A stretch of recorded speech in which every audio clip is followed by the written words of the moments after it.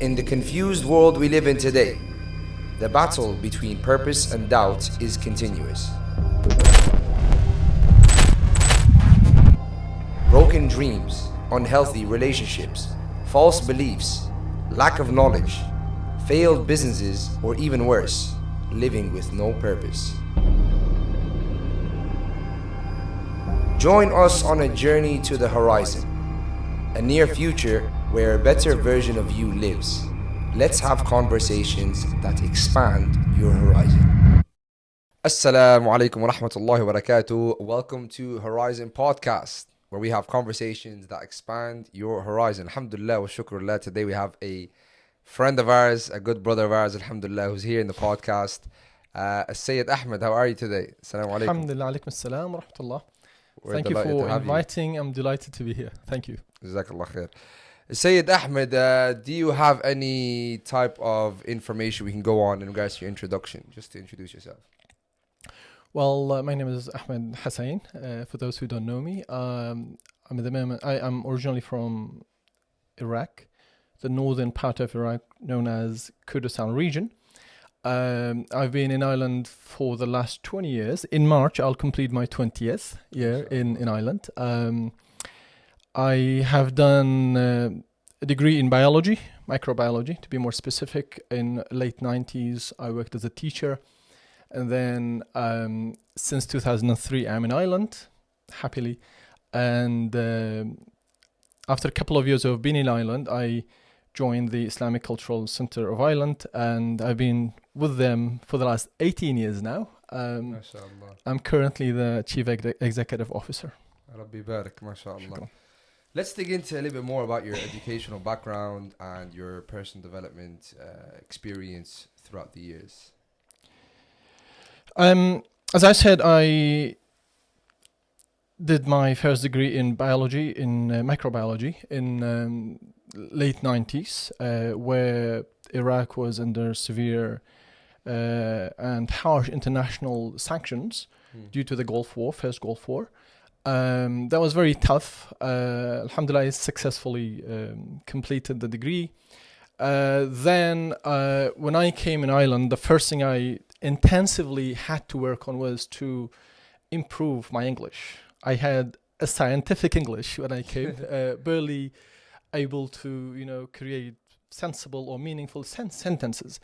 But I had to dedicate my first few months really intensively to improve my English to an extent that after a few months I managed to become a translator.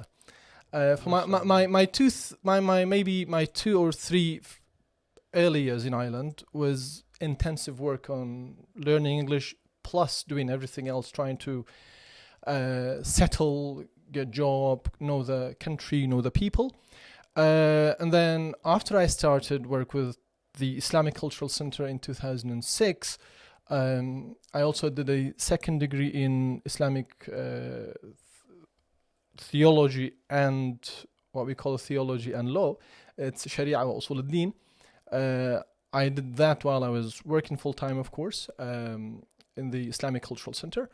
But I also did my master's in applied linguistics. It was more specific than applied linguistics, second language studies in UCD.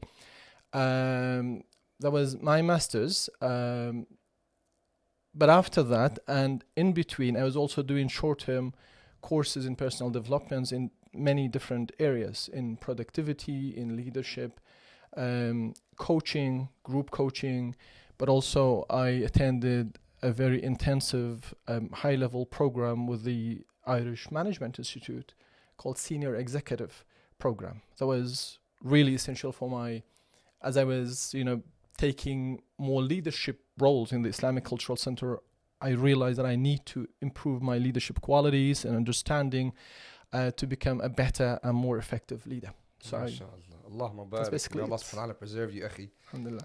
Wallahi, since I've met you, since I've got to know you properly, something I've realized about you is you continue to strive for excellence and continue to focus on how you can develop and grow. And some people think that's just the early years of my life, but it's not a reality. We had a lot of guests on this podcast mention that they started to really take their education to another level in their 30s, in their 40s, sometimes even in their 50s. It really doesn't have an age on it. It's just about the willpower to pursue it, you know. Let's speak about the ICCI a little bit more in depth. What was your journey like? When did you start with them? How was that journey? It was an interesting start, actually. I applied twice for any position. I knew ICCI through my Friday prayers. I used to come for my first 3 years, or 2.5 years. I only came to ICCI for Friday prayers. I loved the place. I loved the atmosphere. I was hoping to be able to, help somehow, part-time, full-time, even voluntary. So I applied for a position in 2000, I think it was late 2005. I was interviewed, and then but they never got back to me. So I understood that either the position was not available any longer, or I wasn't good enough, or I didn't well in the interview. After 6 months, it was just another, let's say, taking another chance, let's say. I sent another fax. Back then, there was email and fax, so fax was quite more probably common for job applications. You have to have. So I sent a second fax, and I got invited for the say second interview in that 6 months. This time I was offered a position. I was offered a position in the main reception as a, let's say, junior office administrator for the first 2.5 or 3 years. In that 3 years, it required work and, proving yourself, proving that you're worth and that you can have contribution to the organization. In 2009, I was promoted to become the executive secretary. In 2000, and also in those years between 2009 and 2016, where I was promoted to take charge of the administration and finance, another title, more senior, after the resignation of Haj Abdul Hafiz, who was the finance manager back then. In those years, I got intensively involved in the HR management and working really close to the CEO. So I was covering sometimes his works when he was not around. He relied on me on so many different aspects of work, including HR management, and I involved gradually in the management in the both management committee, but also the which is the most senior committee, and the finance committee as well. So I started to understand finance and finance language. So I was ready in 2016 after a review took place, a professional review on how the finance works and how should it work in the next few years or the future. I was offered the administration and finance position. So 2016, I continued that role, and I worked even closer with the CEO. And when Dr. Noor Al-Qaddu retired in late 2020, I was appointed as a chief executive officer. MashaAllah.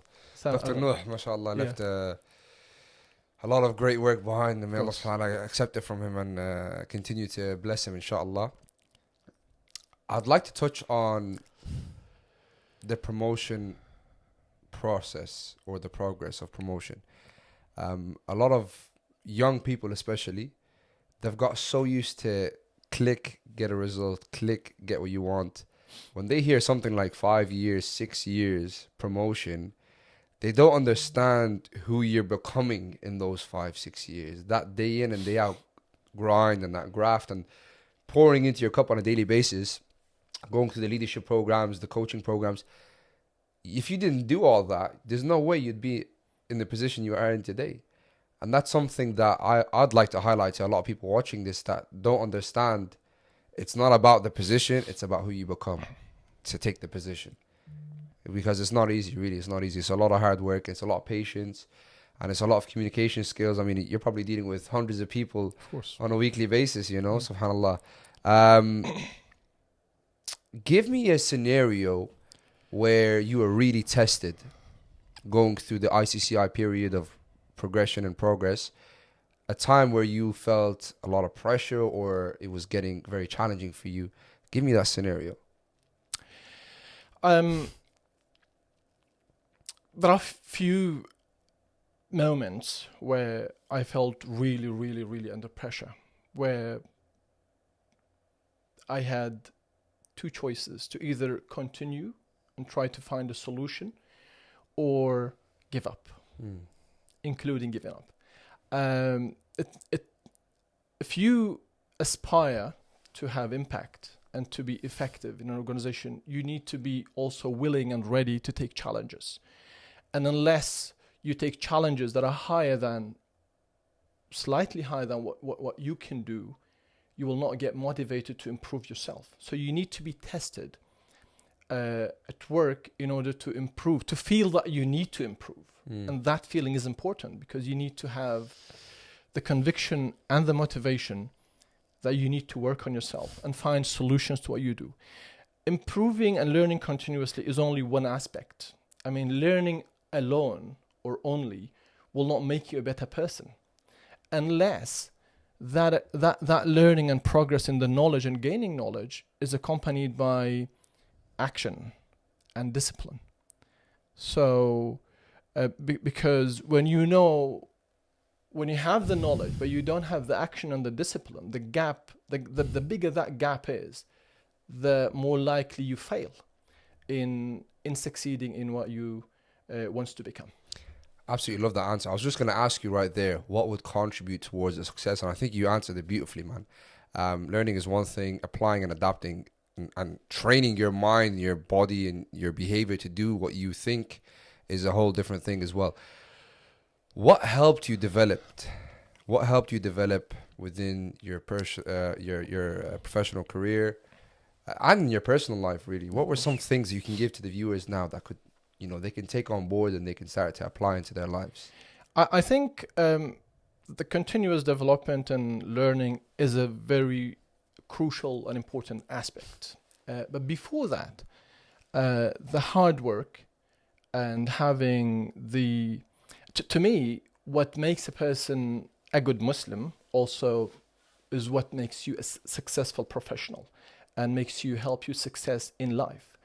My inspiration all the time has been the concepts and the principles of ihsan and itqan and ikhlas and giving without taking and sharing and all those. These are all Islamic principles and values before they are professionals. To me, ihsan is the best practice in today's professional language, or excellence. Itqan is the best practice again, or the excellence. Those two concepts. Being proactive, taking responsibility, is what makes you a better person, makes you impactful and effective. These are, as I said, Islamic values and principles. Itqan, in the hadith, it says, إِنَّ اللَّهَ يُحِبُّ إِذَا عَمِلَ أَحَدُكُمْ عَمَلًا أَن يُتْقِنَهُ. Right? Allah subhanahu wa ta'ala would like, if one of you wants to do something, would like to do it with excellence and do it in the best manner. إحسان إن الله كتب الإحسان على كل شيء. صحيح? Is the best practice again. Taking responsibility, كلكم راع وكلكم مسؤول عن رعيته. So these are all principles and values that Islam calls for. That's what makes you a good Muslim. And to me, embodying these values and principles, what makes you successful professionally as well. I absolutely love that answer. I think it's extremely powerful. I think people should rewind that for a minute and really listen into that. Let's highlight some main scenarios. And the reason why I asked you about some of the challenges is because I know it's tough, man. I know it's tough. I know that some people... Should we talk more about the hard work and Excel? I would love to speak about that. We'll go back to that, inshallah. As I said, I'll elaborate a little bit more about those two aspects, but the third aspect is important. So we said learning continuously is important, working hard and having ihsan and itqan and being responsible and being accountable are all important. Being accountable is حاسبوا أنفسكم قبل أن تحاسبوا. These concepts now in the professional developments and leadership developments, the coaches and the trainers focus on these concepts without knowing these are Islamic concepts, as I said. But in addition to the working hard and excelling in what you do, trying to excel, trying to aim high, because we should not underestimate ourselves. You have the capability and the ability to improve and to always do better than what you do at the moment. So you need to be having that motivation as well to do better. But those two elements need to have the third element, and that is being in a supportive environment. Both at work, you need to have people who are supportive, who are encouraging you, and who are allowing you to grow. If you do all this, but it's not appreciated, if you do all this and you learn all the knowledge that is there in the world, but the employer and the environment that you are in are not supportive of this, they feel threatened about it, they discourage you and they don't appreciate it, is not going to work. So making sure that the environment is supportive, is encouraging, and is allowing you to grow is really, really important. But that is also important to have the same supportive environment at home. If your family is not supportive, if your family doesn't allow you to develop yourselves and to excel in what you do, and they distract it's going to be really difficult. Yeah. So some of the credit goes to my wife, of course. May Allah being patient and preserve them, supportive. family. Yeah. May Allah subhanahu preserve them. Let's dig a little bit deeper into that, Ahmed. The balance between professional work and family time and everything in between, you know, the friends, this, that, the other.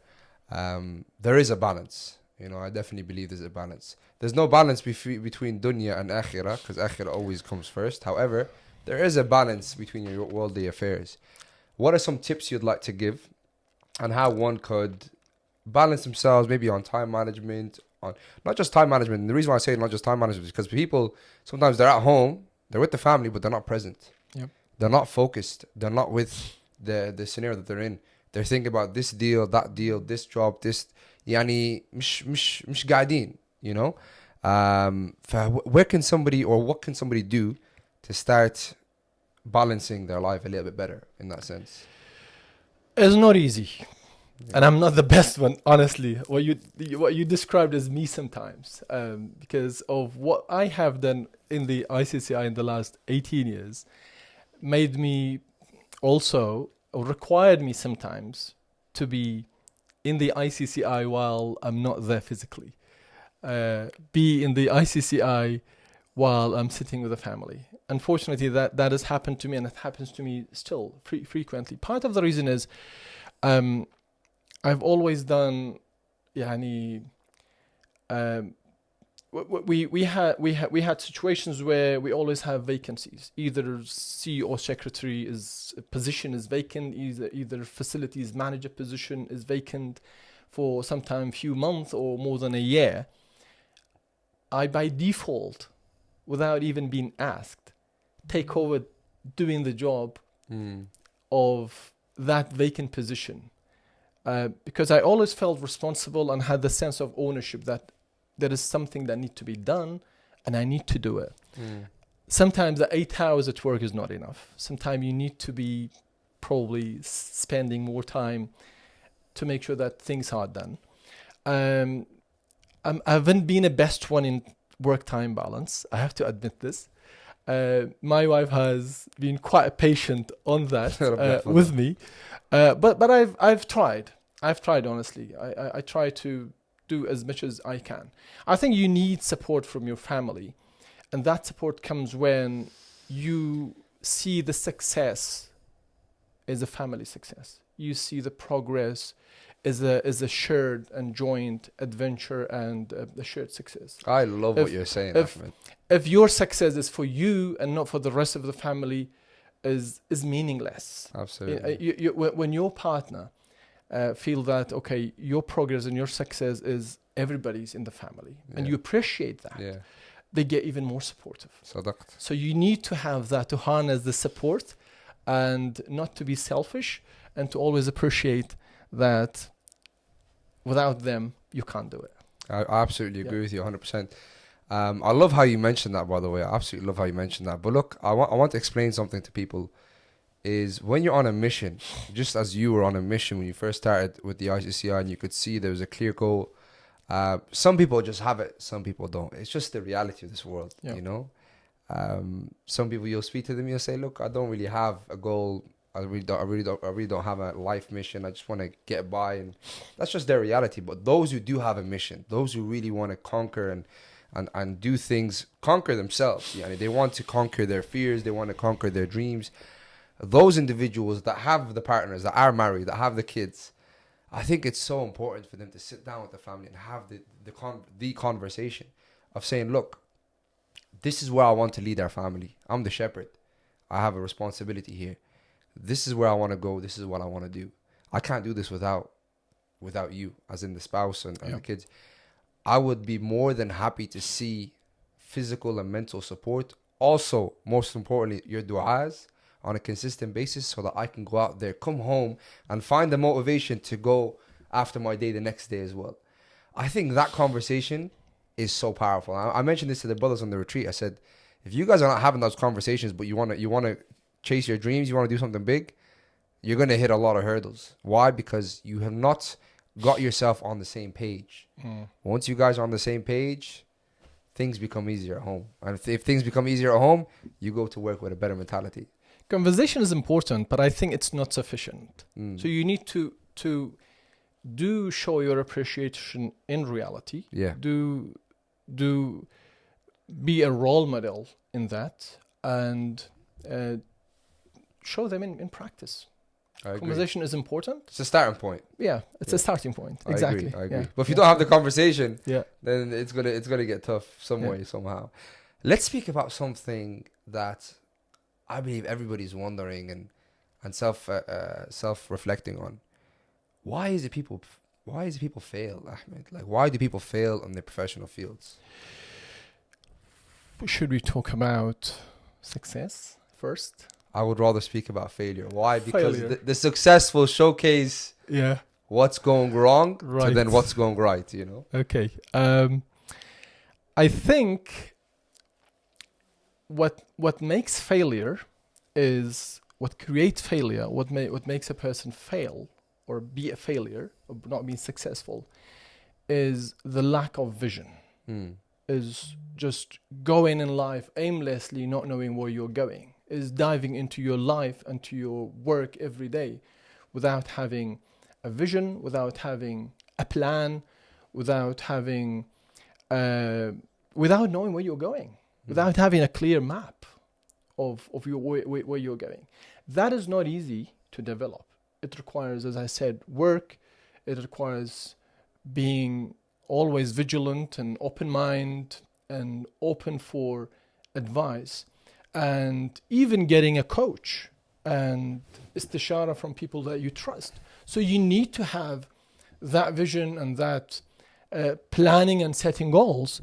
Otherwise, no matter what you do, it might be in vain. It's not important.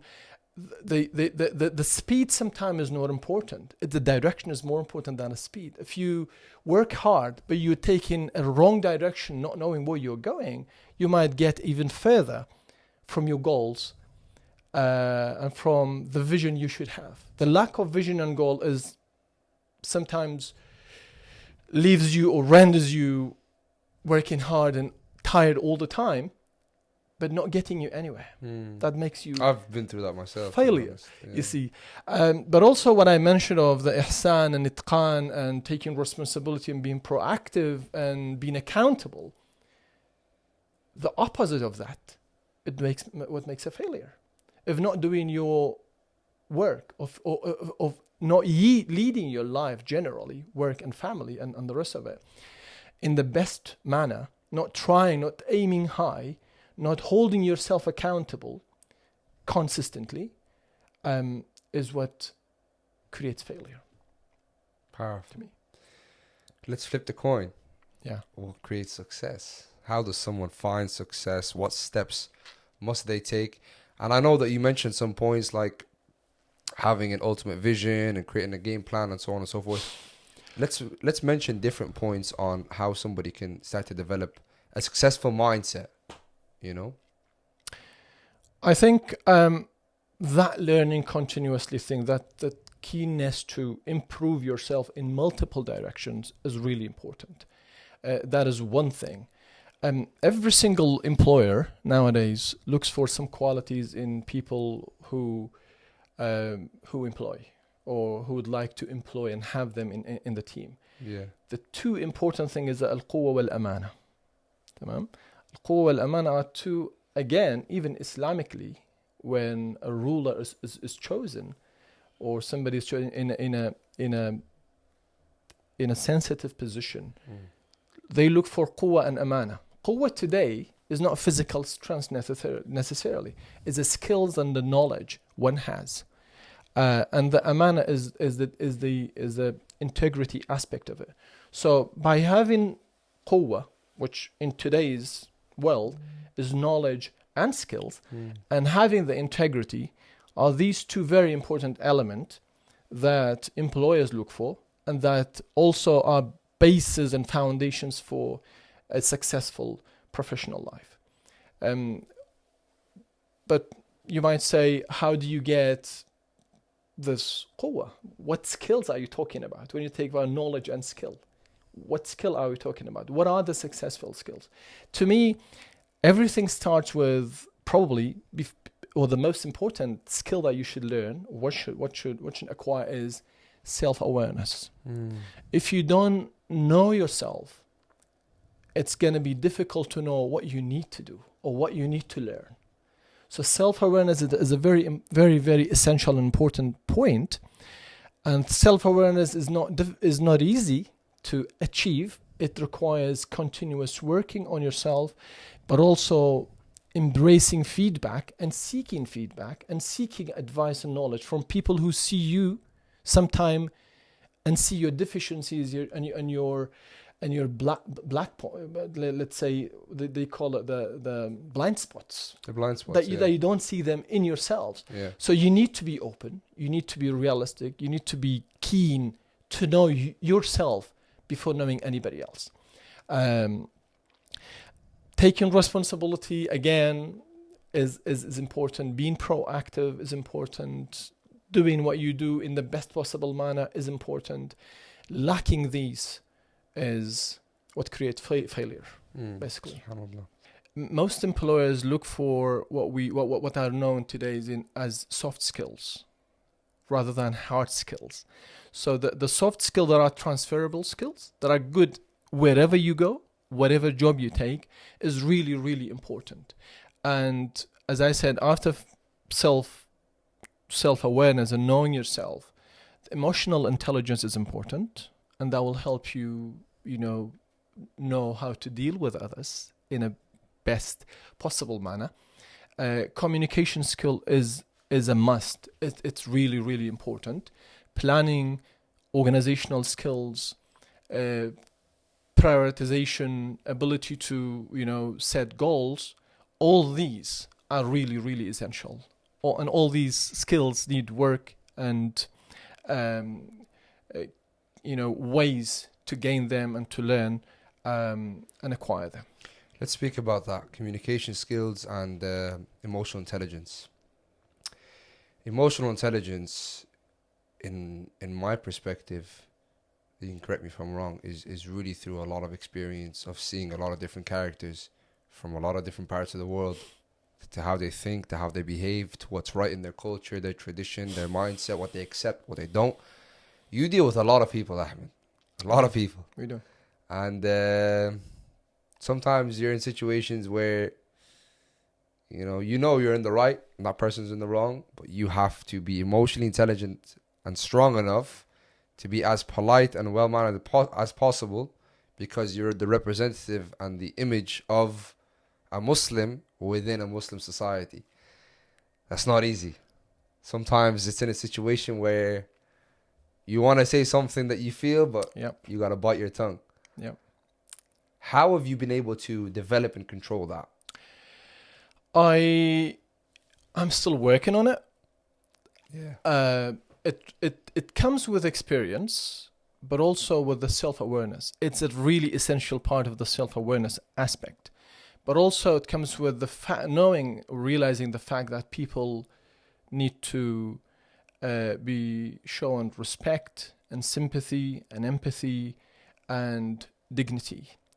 The rule for dealing with others is treat others the way you would like to be treated, not treat others the way you are treated. You see, so the goal. This is called the golden rule. Treat everybody the way you would like to be treated. If you stick to that rule,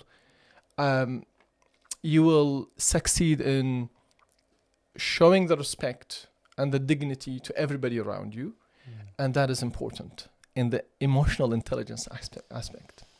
I love that.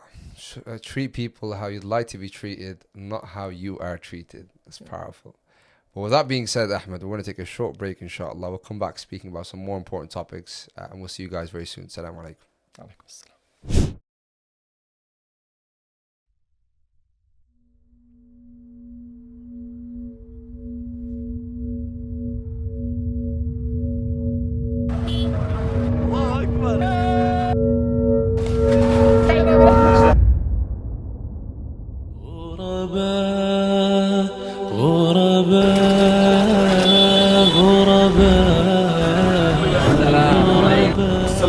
We are currently here in Bangladesh. Alhamdulillah, we've made it here.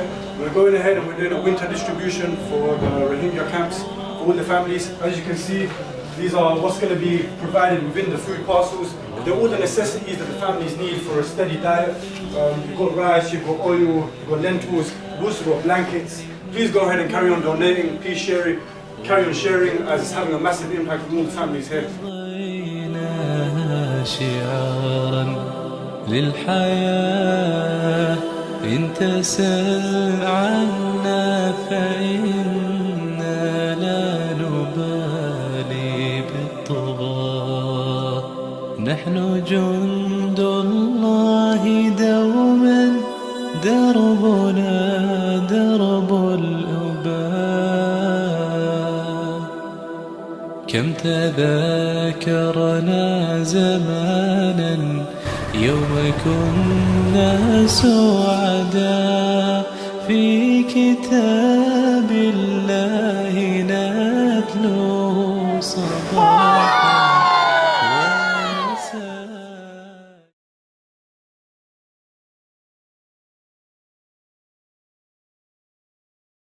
Assalamu alaikum wa rahmatullahi wa barakatuh. We're back here at Horizon Podcast, where we're having conversations that will help expand your horizon. Alhamdulillah, we're speaking about some very, very important topics today. Success, failure, what makes both.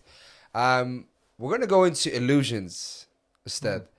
You know, there's so many illusions these days with social media. They've created such a stereotype for people to find success or for them to pursue different things. And I believe, you know, some things, if you may call it old school, they work regardless of the time. Regardless if it was 1,000 years ago or the next 1,000 years, some principles, they work. And some things simply don't. Let's speak about some illusions that people are facing when pursuing success. Interesting. I think we can call them illusions, but these illusions have been created mainly from online people who claim to be professional advisors and all this. But I call them ill advice as well. I start with one very common illusion that is really, really negative, and I'm quite against it. And it's very, very common. And that is work smart and not hard.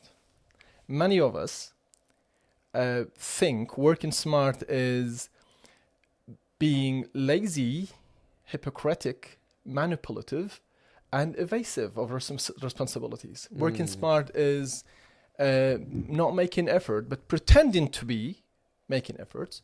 Don't care, but pretending to be careful, which is hypocrisy.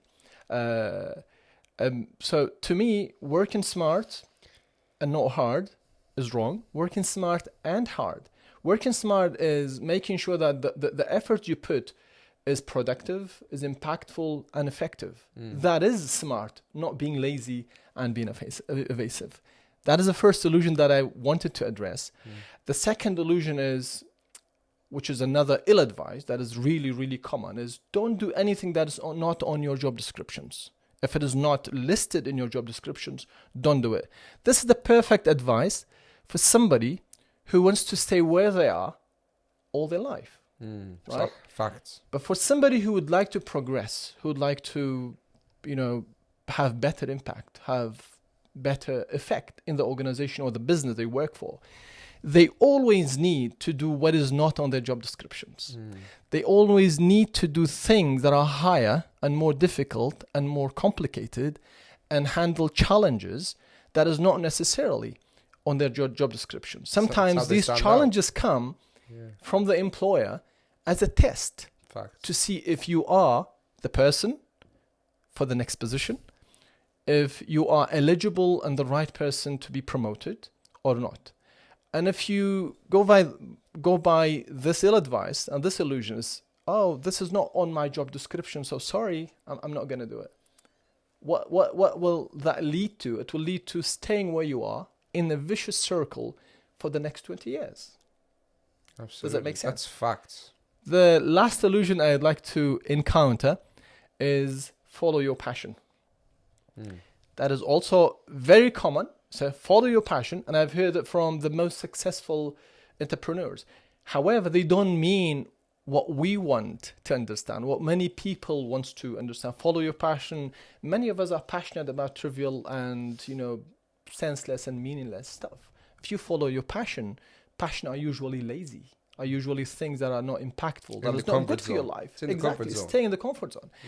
To me, passion can be created through hard work. When you master what you do, when you excel in what you do and stand out in what you do, passion will come. And that passion is usually a positive passion. Then you will be enjoying the hard work. You will be enjoying in what you do, which is not necessarily easy, but it comes with a mastery. The passion comes with the mastery. And in that case, yes, follow that passion, but don't follow the lazy passion. That's my last illusion I wanted to address. I agree completely, really. I know those three things are so common. I see them around all the time. Look, let's speak about advice, constructive criticism and just toxic advice or toxic opinions or statements or whatever you may call them. You get both, especially when you want to develop. You need people to call you out on the good, on the things that you're not doing the best so that you can do better. But usually, sometimes it comes from a sincere place. Inshallah, it comes from a sincere place. At other times, it may not. And at other times, people may look a certain part and come with specific words, but it may not benefit you at your given time right there. Tell us about that. I'd like to hear more about that. I think, in my own experience, the best thing is to trust your gut. Sometimes you feel if it is a good advice or a bad one. If you are comfortable about an advice that is really good, comes from somebody that you trust to be sincere and wanting your benefit, you can take it. If you're not 100% sure, always double check. Don't take every single advice that you take just because the person who gives you the advice seems to be sincere. They might be sincere, but they might not be a good advice that what they give. People give advice sometimes from their own experience. Everybody's experience is different. For example, I've seen people who come to me and tell me, listen, Ahmed, you are being exhausted. You're being utilized. And if you're not careful, you might say, he's right. I'm working too hard. Let me just slow down. I don't know the intention of that person, but it didn't feel comfortable. The advice did not feel right because I knew working hard to me was a matter of principle. It is not to please your boss. It's not to even get promoted. It's not it's just a matter of principle. As a Muslim, when you believe in the ihsan and itqan and the concept that we talked about, you cannot but work hard. You will have to do it. And work smart, of course, the way we described. So I think if you don't feel absolutely comfortable with an advice and your gut is telling you something else, go and double check. Always ask for a second opinion from somebody whom you really trust. Or analyze yourself before you take the advice. SubhanAllah. I think that's really important. Trusting your gut is not easy because it's really a moment. Yeah. But inshallah, you find the ability to do that better. To everybody watching this, I want to speak about the next generation, Ahmed. I think the next generation is the future, and it is getting challenging, more challenging for them than it was for us. What are some ways that the next generation need to start working on, not just themselves, but also their parents in regards to the efforts? I mean, you're a father of two yourself. You've got two young men, mashallah. What are the efforts required in order for you to help develop the right atmosphere, the right place in order for them to feel safe and comfortable to become better Muslims? What are the efforts required for both the youth and the parents? In your perspective, Yani. I think I'm not the most experienced one on this. My children are still 14 and 12. They are just now becoming, teenagers, and it's going to be a challenge for both of parents and my boys. I haven't been there, let's say. In other words, I haven't had boys or daughters who've grown up, and so I haven't seen everything. But from my own humble experience and researches I've made, is for the parent to be successful in raising kids, you really need to know their world. If you don't know their world, you don't know the challenges they go through, you don't know the difficulties they go through, you don't appreciate the requirements and the expectations they have. If you don't live in the world, if you don't make effort to learn and to, familiarize yourself in their world, it is impossible to understand them and their expectation, and it's impossible to help. That's my first advice. Second advice is children don't want too much talking. Children want to see embodiment of the values you would like to instill in them. They would like role models to see you walking and to see your practice and to see what you do rather than what you say. People, especially teenagers, have natural resistance to any advice or any directions or things given to them. So they are more affected and more, let's say, influenced by what they see practically. Yeah. So my first advice to parents is to be a good role model, to embody what you like your children to be, being honest, being a man, be having dignity and, integrity, truthfulness, trustworthiness, all the things that you'd like to see in them, you make sure that you practice. You have it in you. Yeah. So, because most of the time, what we do is much louder than what we say. What we do, what people do, is louder, much more, louder to an extent that they cannot hear what you say. You see? That no matter how much you say, if you don't do it yourself, it's going to just go in vain. Absolutely. And for the youth? For the youth is, my first advice is, know you are only young people. You might know in some areas more than your parents do, in science and what you have done in school and the rest of it. But remember, experience will teach you much more. There is a lot to come. You will only understand how your parents think of you, how keen they are to have you grown, successfully when you become a father. Don't judge your parents. Be patient and be humble and know that they know better. Even if they don't know better than what you do, they are keen to have you successful and a good person. We had Sheikh Muhammad Hublos here last week. We hosted him. If you guys don't know, we're going to be dropping some videos soon, inshallah. But he said something very powerful about the father. The position of a father, you know. Yani mothers, we already know their status in Islam. You know, paradise is beneath her feet. Ummuk thumma ummuk thumma ummuk thumma abik. Your mother comes 3 times before any human being on this earth. But the father is the guy that goes in, day out, and just works, cares about his kids so much to the extent that Eid and all these beautiful occasions is not about his happiness at all. It's about their smiles and their happiness and so on and so forth. Trying to get the best education. Yani, I've been to places in the world. I've been to places in the world where refugee camps, and I remember seeing fathers that would, speak to me and tell me about their struggles. Living in an absolute desert, in a tent with in a refugee camp, speaking about his struggles and saying, this is what I'm dealing with, so on and so forth, and it'd be fine. The moment he speaks about his son or his daughter, he can't stop the tears. He spoke about all of his struggles, no problem. The moment he mentions his son or daughter's name, he can't hold back the tears. Different part of the heart. And Muhammad Hublus said, for the fathers, he's the only man in the world that wants to see his son better than him. Exactly. From his heart, he needs to see you better than him, and that's why sometimes he's harsh. That's why sometimes he's hard. That's why sometimes he pushes you upon your limits. That's why he's very careful who you spend your time with and who you're around, because he knows, he has experience. I remember my father used to tell me when I was young. He says, Marwan, all these drugs, all the alcohol, all the haram that you see, it all starts with one puff. And he ingrained this in my head when I was young. One puff, one cigarette.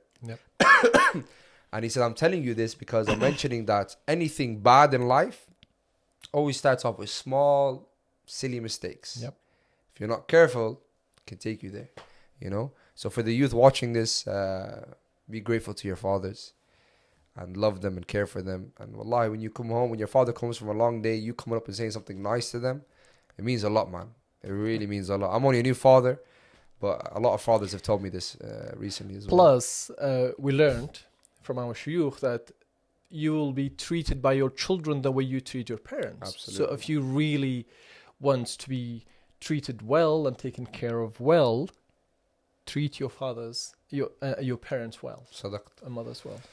Inshallah, ya Rab.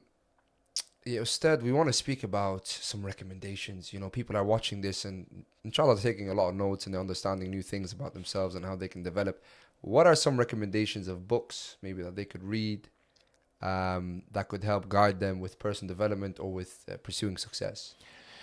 I think depending on the areas of interest, people need to read in their own speciality, of course. But any book that helps you improve your soft skills, your leadership qualities, creating better habits, having better discipline, having better planning and time management, what I'd recommend. For habits, the 7 Habits of by Stephen Covey is a good book. It's a difficult read, but I actually read a bit of that. It's a good book. Atomic Habits, I haven't read it, but it's popular. I know about building habits and mini habits and stuff like this. For getting things done and being productive and in planning and prioritization, I really like David Allen's Getting Things Done book. It's called Getting Things Done. It's a nice thing. For the Brian Tracy has good books about prioritizations and stuff. Particularly Eat That Frog is a good book that tells you start your day with the difficult tasks and the rest of the task will just be really easy. That is a concept of the Eat That Frog. I love that. Which you things that help you in gaining and improving all these skills. Any books will be what I advise. And there are so many. I don't know many of them, of course. I'm not expert in that, but these are a couple of books that I wanted to. Any websites mention. You have in mind? Any websites people can really plug into? Again, depends on on what we would like to learn, but there are so many websites today. Harvard Business Review, HBR.org, is a good one for advancing in careers, for career advice. For YouTube is full of nonsense, but also really, really, rich in whatever you want. You can learn today whatever skills you would like, whatever knowledge you want to gather. It is there on YouTube, for example. But you need to be making sure that you spend the YouTube time carefully and productively. Absolutely. And following channels like Horizon and Wait a sec. How are you not subscribing? Quickly subscribe, Exactly. Like, comment, get in, man. We're waiting for you guys. Sorry, LinkedIn has good stuff in it. Harvard Business Review has good stuff. YouTube, for those who don't like to read, usually we are now becoming lazy and more of viewers. YouTube is there. Of course, a website that provide courses, both free and paid, like Coursera and Udemy. Is it Udemy? Is that how I think it is, yeah, Udemy. Are also a website that provide courses. Just quick solutions. You get so many free courses, by the way, or courses for $10-15. And they're quick as well. You can get a course done within a week, few days. It helps you develop a lot. I've actually been through a few courses myself. Let's kind of conclude a bit more on the ICCI today. What's happening with the ICCI. For those who don't know this, and our international guests or viewers on our podcast, what is the ICCI about? Alhamdulillah, we know it's a beautiful center for the Muslims, but what's going on in today's age with the ICCI and the developments behind it? Well, as you know, for those who don't know, the Islamic Cultural Center was founded and being funded by late Sheikh Hamdan Al Maktoum from Dubai. Officially opened in 1996. It's been there serving both the Muslim community and the wider society in many different ways. Ever since, it has progressed quite well in terms of the size of the employment, the workforce, but also the scope of what we do, both in many different directions or levels. We of course, in addition to the masjid and to the da'wah work and the essential work that we do, we also have the Quranic school that caters for, I think this year, the number of students, both boys and girls, exceeded 1,100. It's between 1,100 and 1,200. That is our probably most important project that we are proud of, and we are all supporting to improve better and better. We have the community welfare department also that does a lot, especially in the outreach and working with the wider society, with the Gardaí and the health services, the councils, and the rest of it. The youth work is another important aspect, of course. We have programs for boys, we have programs for girls by qualified youth coordinators. The rest of the stuff are services we provide, like matrimonial services, funeral services, translation services, tour services. Actually, we are getting hundreds of school and college tours every year from the Irish school and colleges. And to come and visit the center. Oh yeah, that's amazing, man. I get to have a feel of the Muslim community in Ireland. I love that. I want you to kind of look into the camera at this moment and give a direct message to your younger self. What type of advice what type of advice would you give your younger self if you could directly send a message right now? An advice to my younger self is, I'll be telling him this. I'll be telling him, invest in yourself as much as you can.